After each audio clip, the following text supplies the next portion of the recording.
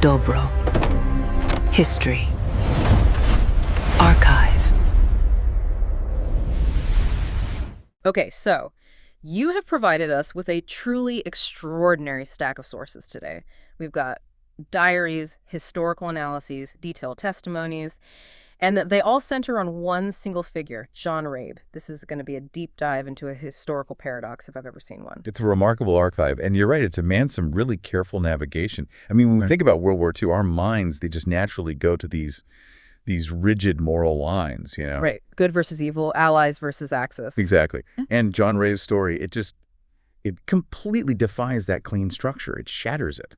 So our mission today is to unpack this profound contradiction that really defines his legacy. We're looking at a man who was, and let's be clear, a dedicated German Nazi official, and yet, during the 1937 Nanking massacre, he became a humanitarian hero. A hero so revered that the Chinese people gave him this ultimate title. The living Buddha of Nanking. The living Buddha of Nanking. That phrase, I mean, it just captures the paradox perfectly, doesn't it? Here's Rabe, a card-carrying member of the NSDAP who steps into this scene of just unspeakable horror, perpetrated by his own country's ally, the Imperial Japanese Army. And crucially, it's not like he just happened to be there. He actively leveraged the very symbols of that tyranny, the swastika, the diplomatic shield of the Axis alliance.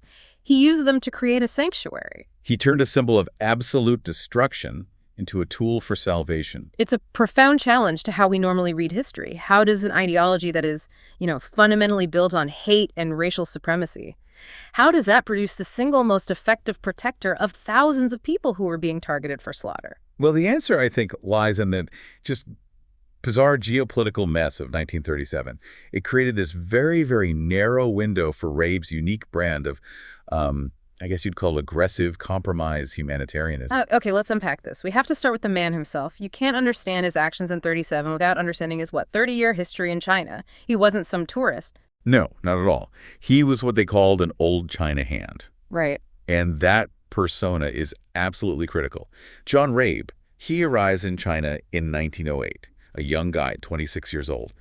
By the time the Japanese forces are closing in on Nanking, he spent nearly 3 decades completely immersed in Chinese life. So he's not just doing business there.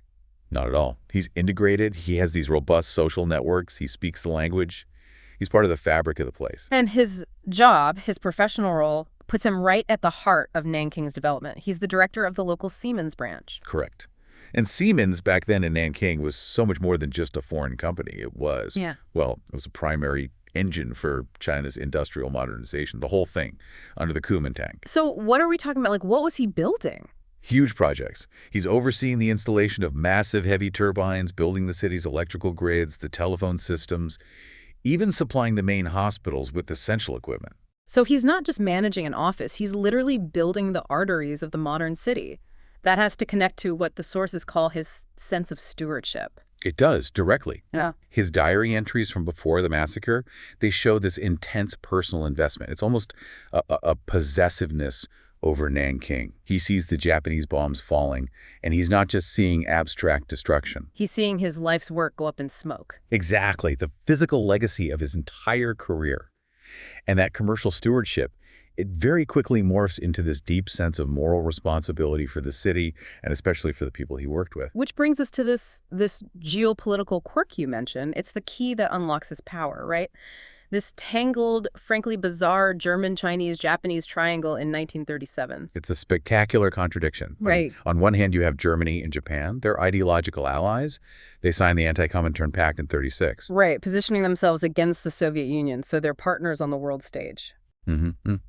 But on the other hand, Germany has this incredibly deep, robust military and economic partnership with Chiang Kai-shek's Chinese government. The very government that's fighting Japan. Wait, so what kind of partnership are we talking about? It was foundational. Germany needed China's raw materials, things like tungsten, which was crucial for their own rearmament program. And in return, Germany sent over weapons, industrial expertise, and military advisors. Elite military advisors. We're talking about General Alexander von Falkenhausen training Chiang Kai-shek's best divisions. The elite 88th Division, for example. They were German-trained. So German industry is literally arming and electrifying the Chinese state right up to the invasion, even while German diplomats are allied with the invaders. Precisely. And that creates this profound window of ambiguity. It's the space Rabe operates in. So the Japanese soldiers, they're conditioned to see Germans as allies. As allies, yeah. Maybe even honorary Aryans in their own twisted framework. Yeah.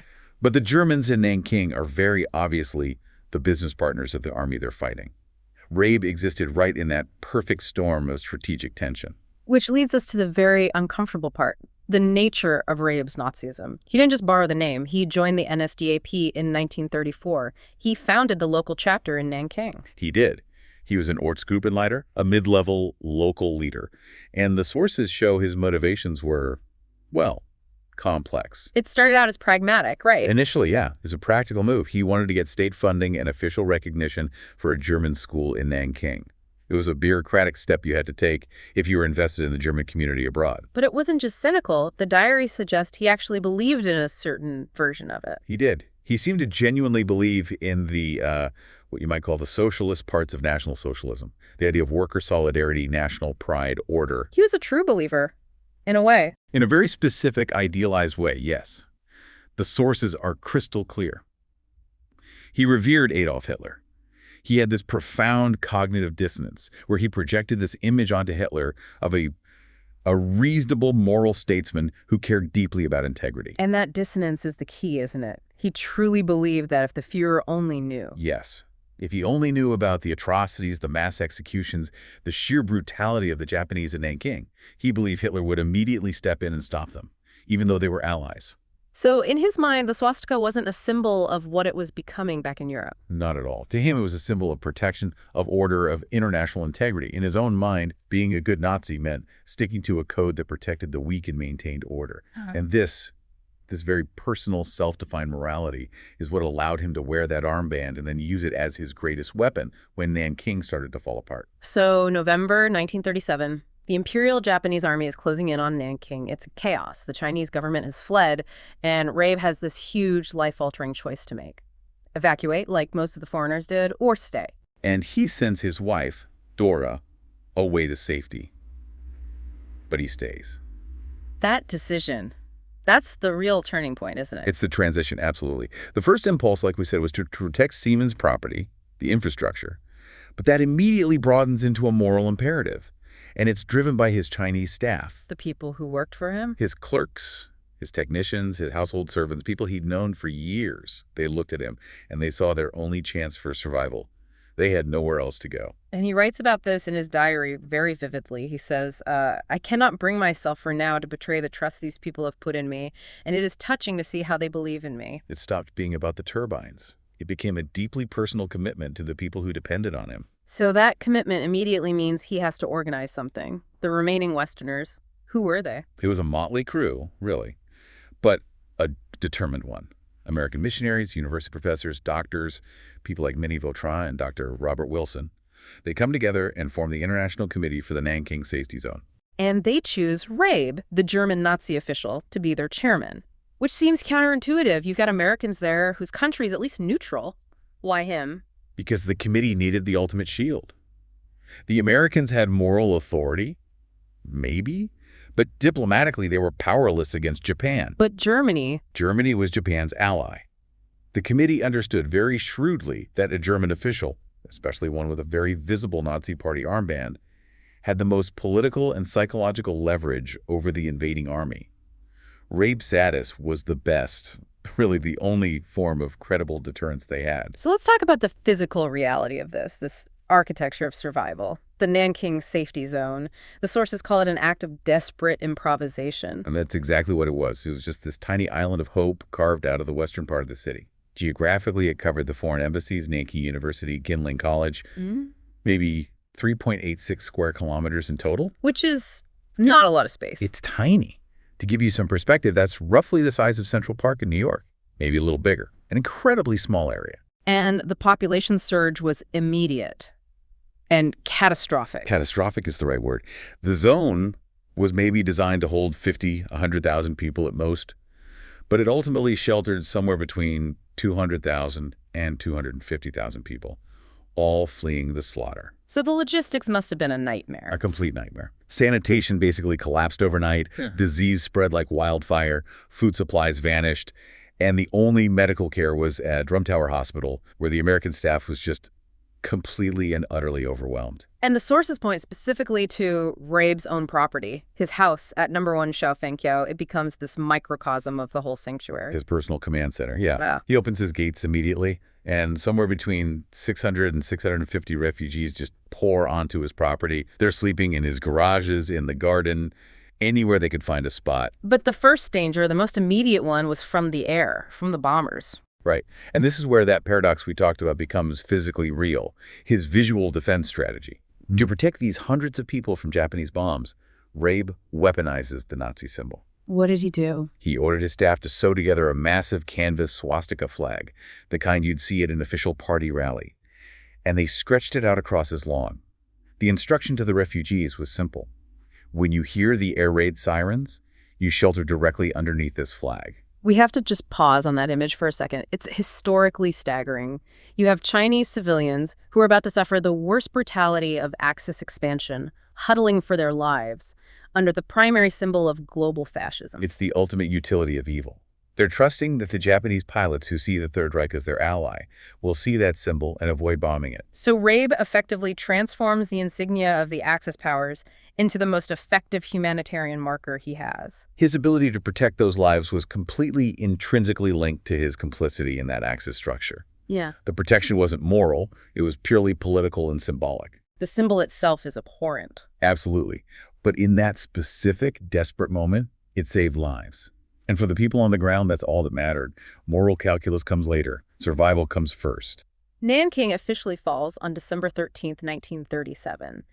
And that kicks off the 6-week period that Rabe documents just relentlessly in his diaries. The descent into hell. The rape of Nanking.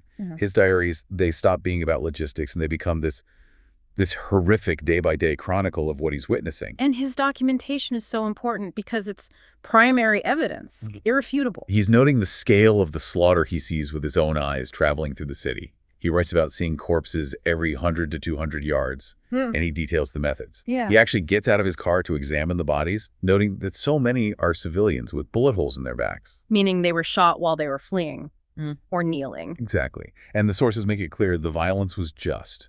It was everywhere. The atmosphere in the city was one of total suffocating terror. We also have the accounts from people like Minnie Vautrin, the goddess of mercy. Yes, who was sheltering 10,000 women at 𝐏𝐿𝐃𝐂𝐀𝐒𝐓 College. She described these awful days and nights of just constant random gunfire and the screams of women being abducted from the college grounds, even as they tried to barricade the gates. And Rabe documents the physical stench of the city. The smell of burning flesh and decaying bodies that just saturated everything.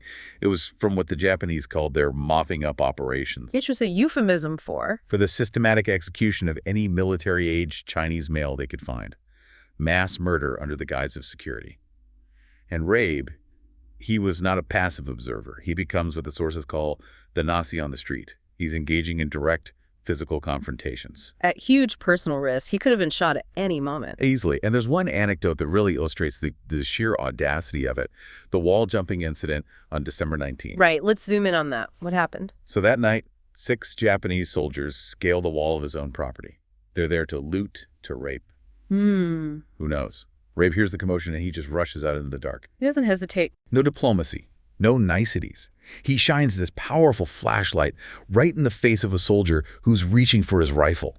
And then he just bellows at them in German, a language they probably don't even understand. And he aggressively shoves his swastika armband right under the soldier's nose. The shock factor alone must have been immense. Think about it. These soldiers are in a frenzy. They're often drunk. There's no real command structure. And suddenly this representative of their global ally is there, projecting this absolute uncompromising authority. And it worked. It worked. The shock of the light, the booming German, the undeniable symbol.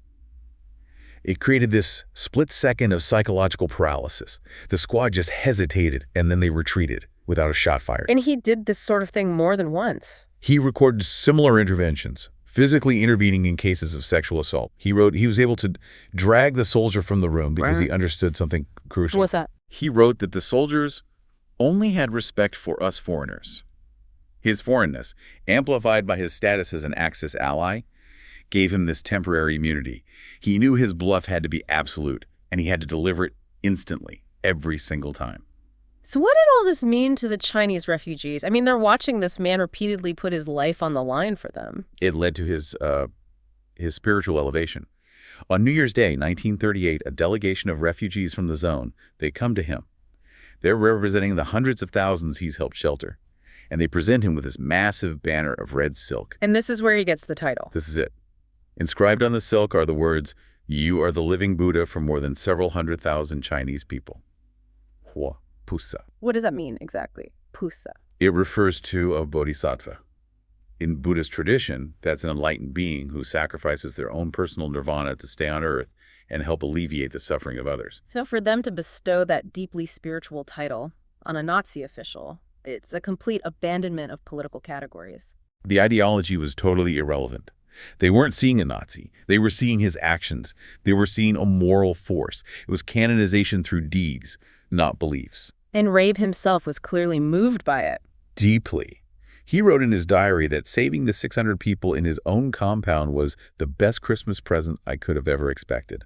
And his individual heroism, it was amplified by the rest of the committee's work. They were meticulous about documentation.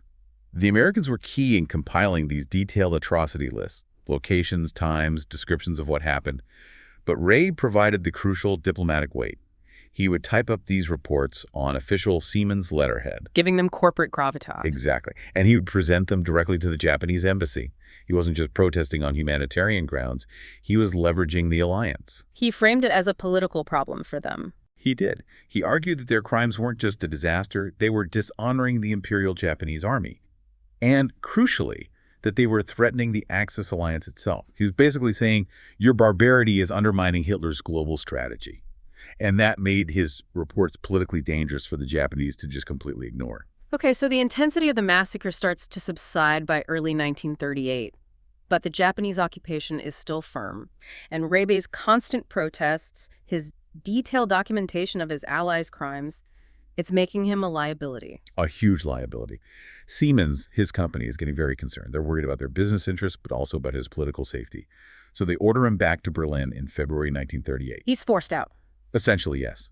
He leaves Nanking on February 28th, and he's carrying what is basically a massive collection of political dynamite. The diaries. The 10-volume, 2,000-page diary, countless photographs, and, critically, the 16mm film reels shot by the American missionary John McGee.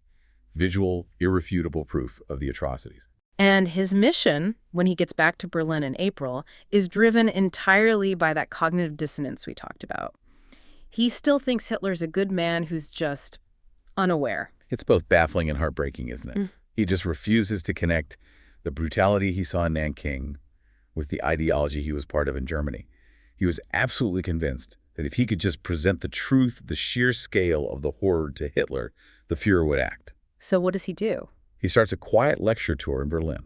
He's speaking at different party bureaus, showing the McGee films, trying to raise awareness within the inner circles of the regime. Which culminates in the most daring act of his life. Absolutely. On June 8th, 1938, Rabe submits a detailed formal report directly to the Fuhrer's office. It has photographs, a full narrative, and it's an appeal for German humanitarian intervention against their own strategic ally, Japan. And the response from the Nazi state is immediate. And utterly punitive. Days after sending that letter, the Gestapo shows up. He is arrested, interrogated for 3 days at their headquarters. For the Nazi regime, the priorities were crystal clear. Japan was a crucial strategic partner against the Soviets in the West. That was enshrined in the Anti-Comintern Pact. Rabe's report wasn't evidence of a humanitarian crisis. It was a massive political disruption. They were not going to let one mid-level party functionary derail their entire global strategy, so he was effectively erased. The Gestapo confiscated the McGee films. They were never seen in Germany, and Rabe only avoided the concentration camp because of a high-level intervention. From Siemens. From Carl Friedrich von Siemens himself, the president of the company. Siemens was so foundational to the German war economy, they had real political leverage. Von Siemens vouched for Rabe's loyalty, but there was a condition for his freedom. What was it? Immediate, absolute, and permanent silence. He was forbidden from ever lecturing, writing, or even speaking about Nanking ever again. So he just spends the rest of the war as a clerk in Berlin. A low-level clerk at Siemens, keeping his head down. The man who tried to stop a massacre, now living in silence as the global war. He begged Hitler to prevent, engulfed the entire world. And that internal conflict, it shows up later in a really tragic detail, the 1942 diary revision. It's a fascinating and sad detail. Years after his arrest, he's compiling a digest of his own diaries, and he intentionally revises sections to explicitly emphasize how loyal he is to the Nazi Party. How does he even rationalize his actions in Nanking to fit that ideology? He reframes it. He argues that his actions were not a contradiction of National Socialism, but the ultimate expression of its idealized principles, specifically solidarity with the working class. He inserts comments saying that while his main concern was for German workers, he couldn't abandon the Chinese because, quote, a German never abandons a worker. That is a stunning act of self-preservation. It speaks volumes about the totalitarian grip. He'd already faced the Gestapo. He had to retroactively make his own moral actions fit the political narrative, even in his private record. Just to keep himself and his family safe, he had to perform loyalty, even on the page. So, 1945. World War II ends. The Third Reich collapses. But for John Rabe, it's a completely new and, frankly, cruel ordeal. The man who used the swastika as a shield now finds himself targeted by his new allies. He enters what the sources call his post-war purgatory. The Allied authorities, the Soviets, and later the British denazification courts, they look at him and they see one thing. An Ortsgruppenleiter, a local Nazi leader. That's it. The nuance, the profound heroism, his resistance in China, he was completely invisible to the bureaucracy of occupation. To them, he was just another party functionary who needed to be purged. So he's stripped of his work permit, loses all his savings. The wealthy international executive and his family are plunged into poverty. They're suffering from severe malnutrition in Siemensstadt, a district in Berlin. The man who built entire power grids is now... He's reduced to collecting nettles from the roadside to make soup. He's trading his cherished collection of Chinese art vases, silks, carvings, for a loaf of bread or a little bit of butter. Just to survive. He was impoverished and totally forgotten in his own country. So what does this all mean? It means the story is about to come full circle. This is the emotional culmination of the entire narrative.